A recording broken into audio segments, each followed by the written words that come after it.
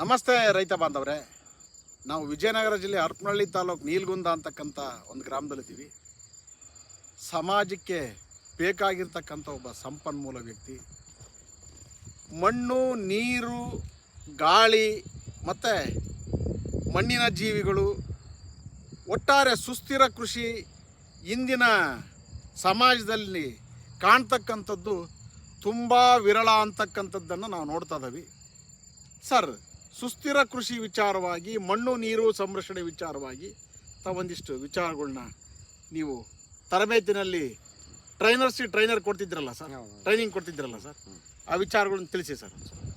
ಮೊದಲನೆಯದಾಗಿ ಮಣ್ಣು ಸರ್, ಈ ಮಣ್ಣಿನ ಬಗ್ಗೆ, ಮಣ್ಣು ಅಂದರೆ ಏನು ಅನ್ನೋದ್ರ ಬಗ್ಗೆ ವಿವರಣೆ ಕೊಡೋದು ಬಹಳ ಕಠಿಣವಾಗಿರ್ತಕ್ಕಂಥ ಕೆಲಸ. ಯಾಕಂದರೆ ಮಣ್ಣು ಅಂತಕ್ಕಂಥದ್ದು ಅಷ್ಟು ಪವಿತ್ರವಾಗಿರ್ತಕ್ಕಂಥದ್ದು, ಅಷ್ಟು ಶ್ರೇಷ್ಠವಾಗಿರ್ತಕ್ಕಂಥದ್ದು. ಮಣ್ಣು ಅಂದರೆ ಕೊಳೆಯಲಾರದ ವಸ್ತುಗಳನ್ನು ಬಿಟ್ಟು ಭೂಮಿಯ ಮೇಲಿರ್ತಕ್ಕಂಥ ಪ್ರತಿಯೊಂದು ವಸ್ತುವನ್ನು ತನ್ನಂತೆ ಪರಿವರ್ತಿಸಿರ್ತಕ್ಕಂಥ ಗುಣ ಯಾವುದಕ್ಕಿದೆಯೋ ಅದಕ್ಕೆ ನಾವು ಮಣ್ಣು ಅಂತೀವಿ. ಉದಾಹರಣೆಗೆ, ಮನುಷ್ಯ ಸತ್ತರೆ ಅವನ್ನ ಮಣ್ಣು ಮಾಡ್ತೀವಿ, ಮಣ್ಣು ಆದಮೇಲೆ ನಾವು ಮಣ್ಣು ಹಾಕ್ತೀವಿ.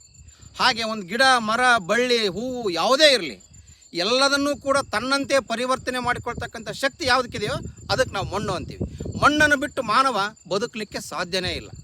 ಮಣ್ಣನ್ನು ಬಿಟ್ಟರೆ ಮನುಷ್ಯ ತನ್ನ ಅಸ್ತಿತ್ವವನ್ನೇ ನಾಶ ಮಾಡಿಕೊಂಡಂತೆ. ಹಾಗಾಗಿ ಈ ಯುಗದಲ್ಲಿ, ಈ ಇಂದಿನ ಆಧುನಿಕ ಕಾಲದಲ್ಲಿ ಮಣ್ಣಿನ ಸಂರಕ್ಷಣೆ ಅಂತಕ್ಕಂಥದ್ದು ಬಹಳ ಅಮೂಲ್ಯವಾಗಿರ್ತಕ್ಕಂಥದ್ದು. ಭಾಳ ನಾವು ಮನುಷ್ಯ ಶ್ರೇಷ್ಠವಾಗಿರ್ತಕ್ಕಂಥ ಯಾವುದಾದ್ರೂ ಒಂದು ಕೆಲಸ ಐತೆ ಅಂದರೆ ಮಣ್ಣನ್ನು ಸಂರಕ್ಷಣೆ ಮಾಡ್ತಕ್ಕಂಥದ್ದು ಅದೊಂದು ಶ್ರೇಷ್ಠವಾಗಿರ್ತಕ್ಕಂಥ, ಪವಿತ್ರವಾಗಿರ್ತಕ್ಕಂಥ, ಪುಣ್ಯದಂಥ ಒಂದು ಕೆಲಸ. ಯಾಕೆಂದರೆ ಮಣ್ಣನ್ನು ನಾವು ಯಾವ ರೀತಿಯಾಗಿ ಸಂರಕ್ಷಣೆ ಮಾಡಿ ನಾವು ಮುಂದಿನ ಪೀಳಿಗೆಗೆ ಬಿಟ್ಟು ಹೋಗ್ತೀವೋ ಅದೇ ರೀತಿಯಾಗಿ ಮುಂದಿನ ಪೀಳಿಗೆಯನ್ನು, ನಮ್ಮ ಕರುಳ ಕುಡಿಗಳನ್ನು, ಮುಂದಿನ ಜಗತ್ತನ್ನು ಕಾಪಾಡ್ತಕ್ಕಂಥ ಶಕ್ತಿ ಈ ಮಣ್ಣಿಗಿದೆ. ಈ ಮಣ್ಣು ಸಮೃದ್ಧವಾಗಿದ್ದರೆ ಮಣ್ಣಿನಲ್ಲಿ ಬೆಳೀತಕ್ಕಂಥ ಪ್ರತಿಯೊಂದು ಬೆಳೆಯೂ ಸಮೃದ್ಧವಾಗಿರುತ್ತೆ, ಪ್ರತಿಯೊಂದು ಮರವೂ ಸಮೃದ್ಧವಾಗಿರುತ್ತೆ, ಪ್ರತಿಯೊಬ್ಬ ವ್ಯಕ್ತಿಯೂ ಕೂಡ ರೋಗವಿಲ್ಲದ ನಿರೋಗಿಯಾಗಿ ಬದುಕಲಿಕ್ಕೆ ಸಾಧ್ಯ ಇದೆ. ಅದಕ್ಕೆ ಮೂಲ ಕಾರಣ ಮಣ್ಣು. ಯಾಕೆಂದರೆ ಮಳೆ ಒಂದು ತಿಂಗಳಿಲ್ಲದಿದ್ದರೆ ನಾವು ಸುಮ್ಮನಿರ್ತೀವಿ. ಮಣ್ಣು, ಹಾಳಾದ ಮಣ್ಣಿನಲ್ಲಿ ನಾವು ಒಂದು ದಿವಸನೂ ಬದುಕು ಮಾಡಲಿಕ್ಕೆ, ಜೀವನ ಮಾಡಲಿಕ್ಕೆ ಸಾಧ್ಯ ಇಲ್ಲ. ಯಾಕೆಂದರೆ ಮಣ್ಣು ಸರಿ ಇಲ್ಲ ಅಂದರೆ ಅಲ್ಲಿ ಹೇಳ್ತಾರೆ ಹುಲ್ಲು ಕೂಡ ಹುಟ್ಟಲ್ಲ ಅಂತ. ಅಂದರೆ ಮಣ್ಣು ಎಷ್ಟು ಶ್ರೇಷ್ಠ ಅಂತಕ್ಕಂಥದ್ದು ಇದು ಒಂದು ವಿಚಾರದ ಮೇಲೆ ನಮಗೆ ತಿಳಿಯುತ್ತೆ. ಆದರೆ ಇವತ್ತು ದುರಂತ ಏನಾಗ್ತಾ ಇದೆ ಅಂದರೆ, ಅಂಥ ಶಕ್ತಿಯುತವಾಗಿರ್ತಕ್ಕಂಥ, ಮನುಷ್ಯನಿಗೆ ಆಹಾರವನ್ನು ನೀಡ್ತಕ್ಕಂಥ, ನಮ್ಮನ್ನು ಬದುಕಿಸ್ತಕ್ಕಂಥ ಮಣ್ಣನ್ನು ಮನುಷ್ಯ ವ್ಯವಸ್ಥಿತಿಯಲ್ಲಿ ಕೊಲ್ತಾ ಇದ್ದೀವಿ ನಾವು.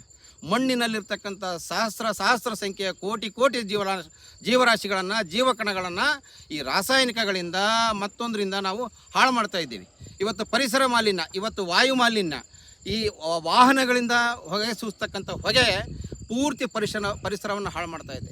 ನಾವಿವತ್ತು ದೀಪಾವಳಿಯಲ್ಲಿ ಪಟಾಕಿಯನ್ನು ಹಚ್ತೀವಿ, ಪಟಾಕಿಯಿಂದ ವಾಯು ಮಾಲಿನ್ಯ ಆಗ್ತಾಯಿದೆ, ವಾಹನಗಳಿಂದ ವಾಯು ಮಾಲಿನ್ಯ ಆಗ್ತಾಯಿದೆ, ರಸಗೊಬ್ಬರಗಳಿಂದ ವಾಯು ಮಾಲಿನ್ಯ ಆಗ್ತಾಯಿದೆ, ಗಿಡ ಮರಗಳನ್ನು ಕಡಿಯುವುದರಿಂದ ವಾಯು ಮಾಲಿನ್ಯ ಆಗ್ತಾಯಿದೆ.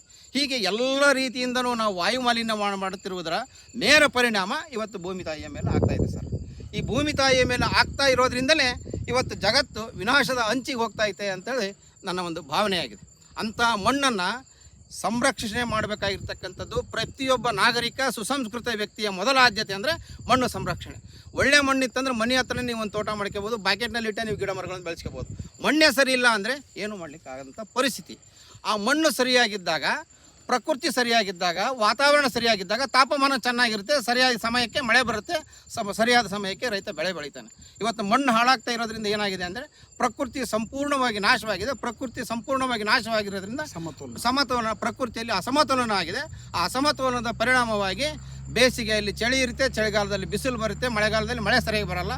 ಒಂದು ಸರಿ ಮಳೆ ಹೆಚ್ಚಿಗೆ ಆಗಿ ಭೂಮಿ ಹಾಳಾಗ್ತದೆ, ಒಂದು ಸರಿ ಮಳೆ ಬರದಂಗೆ ಇದ್ದು ರೈತ ಹಾಳಾಗ್ತಾ ಇದ್ದಾನೆ. ಇದಕ್ಕೆಲ್ಲದಕ್ಕೂ ಸೂಕ್ತ ಪರಿಹಾರ ಬೇಕಂದರೆ ಮೊಟ್ಟ ಮೊದಲನೆಯದಾಗಿ ನಾವು ಮಣ್ಣಿನ ಸಂರಕ್ಷಣೆಯನ್ನು ಮಾಡಬೇಕು. ಹಾಗೆ ಮಣ್ಣಿನ ಜೊತೆಗೆ ಮತ್ತೊಂದು ಮನುಷ್ಯನಿಗೆ ಬದುಕಲಿಕ್ಕೆ ಅಮೂಲ್ಯವಾಗಿರ್ತಕ್ಕಂಥ ಜೀವಜಲ, ಆ ನೀರನ್ನು ನಾವು ಇವತ್ತು ಹಾಳು ಮಾಡ್ತಾ ಇದ್ದೇವೆ, ಮಲಿನ ಮಾಡ್ತಾ ಇದ್ದೇವೆ. ಆ ದೊಡ್ಡ ಕಂಪನಿಗಳ ರಾಸಾಯನಿಕಗಳು ಇವತ್ತು ಹೊಳೆಯಲ್ಲಿ ಸೇರ್ತಾ ಇದ್ದಾವೆ, ನದಿಯಲ್ಲಿ ಸೇರ್ತಾ ಇದ್ದಾವೆ, ಕೆರೆಗಳಲ್ಲಿ ಸೇರ್ತಾ ಇದ್ದಾವೆ. ಹೊಲದಲ್ಲಿ ಬಳಸ್ತಕ್ಕಂಥ ರಾಸಾಯನಿಕ ಗೊಬ್ಬರಗಳೇನು ಮಾಡ್ತಾ ಇದ್ದಾವೆ, ಆ ನೀರು ಹರಿದು ಯಾವುದೋ ಒಂದು ನದಿಗೆ ಸೇರುತ್ತೆ, ಕೆರೆಗೆ ಸೇರುತ್ತೆ. ಇದರ ಪರಿಣಾಮ ಆ ನೀರನ್ನು ಹೊಲಕ್ಕೆ ಬಿಟ್ಟಿರ್ತಕ್ಕಂಥ ರೈತ ಪುನಃ ಮತ್ತು ಅದನ್ನು ಹಾಳಾಗ್ತಾ ಇದ್ದಾನೆ.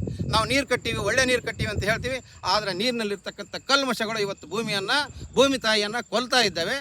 ಈ ರೀತಿಯಾಗಿ ನೀರನ್ನು ಕೂಡ ನಾವು ವಿಚಿತ್ರವಾಗಿ, ಅಂದರೆ ನಮಗೆ ತಿಳಿದ ರೀತಿಯಲ್ಲಿ ನಾವು ಹಾಳು ಮಾಡ್ತಾ ಇದ್ದೇವೆ. ಇದನ್ನು ತಿಳಿದಿರ್ತಕ್ಕಂಥ ವ್ಯಕ್ತಿಗಳು ಮಾಡ್ತಾ ಇದ್ದಾರೆ, ದೊಡ್ಡ ದೊಡ್ಡ ವಿಜ್ಞಾನಿಗಳು ಕೂಡ ಇದಕ್ಕೆ ಸಲಹೆಯನ್ನು ಕೊಡಲಾರದ ಮಟ್ಟಕ್ಕೆ ಬಂದಿದ್ದಾರೆ. ಯಾಕೆಂದರೆ ಇವತ್ತು ಅವ್ರಿಗೆ ಅನಿವಾರ್ಯವಾಗಿದೆ.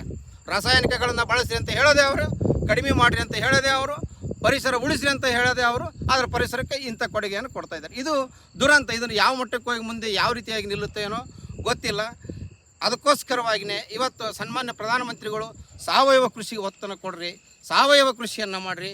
ಇಂಥ ಸಂಘ ಸಂಸ್ಥೆಗಳವರು ನೀವು ಮೊದಲು ಈ ಕೃಷಿ ಸುಸ್ಥಿರ ಕೃಷಿಗೆ ಬನ್ನಿ.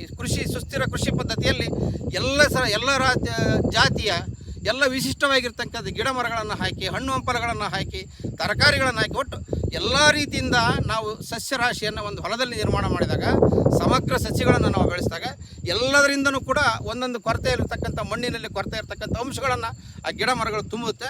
ಆವಾಗ ಮಣ್ಣಿಗೆ ತನ್ನದೇ ಆಗಿರ್ತಕ್ಕಂಥ ಶಕ್ತಿ ಬರುತ್ತೆ, ನೀರನ್ನು ಹಿಡಿದಿಟ್ಟುಕೊಳ್ಳುವಂಥ ಶಕ್ತಿ ಬರುತ್ತೆ. ಆ ನೀರನ್ನು ಹಿಡಿದಿಟ್ಟುಕೊಳ್ಳುವಂಥ ಶಕ್ತಿ ಮಣ್ಣಿನಲ್ಲಿ ಯಾವತ್ತು ಬಂತೋ ಅವತ್ತು ನಾವು ಸಕ್ಸಸ್ ಆದ್ವಿ ಕೃಷಿಯಲ್ಲಿ ಅಂತ, ಅವತ್ತು ನಾವು ಜಗತ್ತನ್ನು ಉಳಿಸ್ಲಿಕ್ಕೆ ನಾವು ಪ್ರಯತ್ನ ಪಡ್ತಾ ಇದ್ದೀವಿ ಅಂತಕ್ಕಂಥದ್ದು ನನ್ನ ಅಭಿಪ್ರಾಯ. ಪ್ರತಿ ದಿವಸನೂ ಕೂಡ ಇವತ್ತು ಭೂಮಿ ತಾಯಿ ಮೇಲೆ ಅತ್ಯಾಚಾರ ಅಂತಕ್ಕಂಥ ಒಡಬಳಿಸ್ತೀವಿ ನಾವು. ಹೌದು ಸರ್, ಇದು ಅತ್ಯಾಚಾರ ಸತ್ಯ. ನಡೀತಾ ಇದೆ ಇಲ್ಲವೋ? ವಿಪರೀತ ಅತ್ಯಾಚಾರ. ಮತ್ತಿದು ಬರೀ ಅಂಥ ಅತ್ಯಾಚಾರ ಅಲ್ಲ ಸರ್, ಇದು ತಿಳಿದವರಿಂದನೂ ಅತ್ಯಾಚಾರ, ತಿಳಿಯದವ್ರಲ್ಲಿ ಇರದೇ ಇರ್ತಕ್ಕಂಥವ್ರಿಂದನೂ ಅತ್ಯಾಚಾರ, ಎಲ್ಲರಿಂದನೂ ಅತ್ಯಾಚಾರಕ್ಕೆ ಒಳಗಾಗ್ತಾ ಇರ್ತಕ್ಕಂಥದ್ದು ಭೂಮಿ ತಾಯಿನ. ಇಂದಿನ ವಿಜ್ಞಾನ ಇದು ಪೂರಕನ ಅಂತ ಅನ್ಸುತ್ತೆ ಸರ್, ಮಾರಕ ಅನ್ಸುತ್ತೆ ಸರ್? ಇದರಲ್ಲಿ ಪೂರಕ ಮಾರಕ ಅನ್ನೋದಕ್ಕಿಂತ ವಿಜ್ಞಾನ ಬೇಕು, ಆದರೆ ವಿಜ್ಞಾನ ಹಾಳು ಮಾಡ್ತಕ್ಕಂಥ ವ್ಯವಸ್ಥೆಗೆ ನಿಂತಿರೋದ್ರಿಂದ ಇದು ಪೂರಕ ಅಂತ ಹೇಳೋದು ಭಾಳ ಕಷ್ಟ ಆಗ್ತದೆ. ವಿಜ್ಞಾನ ಜ್ಞಾನಕ್ಕಾಗಿ ಬೇಕು, ವಿಜ್ಞಾನವಿಲ್ಲದೆ ಏನೂ ಇಲ್ಲ ಅಂತಾರೆ, ಆದರೆ ವಿಜ್ಞಾನ ಬೇಕು. ಅದರ ಜೊತೆಗೆ ಇದು ತಿಳುವಳಿಕೆ ಅಂತಕ್ಕಂಥದ್ದು ಭಾಳ ಮುಖ್ಯವಾಗಿರ್ತಕ್ಕಂಥ. ಅಜ್ಞಾನದ ವಿಜ್ಞಾನ ಬೇಕಾಗಿಲ್ಲ, ಸುಜ್ಞಾನವನ್ನು ನೀಡ್ತಕ್ಕಂಥ ವಿಜ್ಞಾನ ನಮಗೆ ಬೇಕಾಗಿದೆ. ಇವತ್ತು ನಮಗೆ ಬೇಕಾಗಿರ್ತಕ್ಕಂಥದ್ದು. Thank you sir. ನಮಸ್ಕಾರ. ನಮ್ಮ ಸಂಪರ್ಕ ಸಂಖ್ಯೆ ಹರಪನಹಳ್ಳಿ ತಾಲೂಕಿಂದ ಹಾಗೂ ದಾವಣಗೆರೆ ಜಿಲ್ಲೆಯಿಂದ 9972699813. ನಿನ್ನ ನಂಬರ್ 7090270870. ಸರ್ ಇವೆರಡಕ್ಕೂ ಡಿಫ್ರೆಂಟಾಗಿ ಮಾತಾಡ್ಬೇಕು ಈಗ.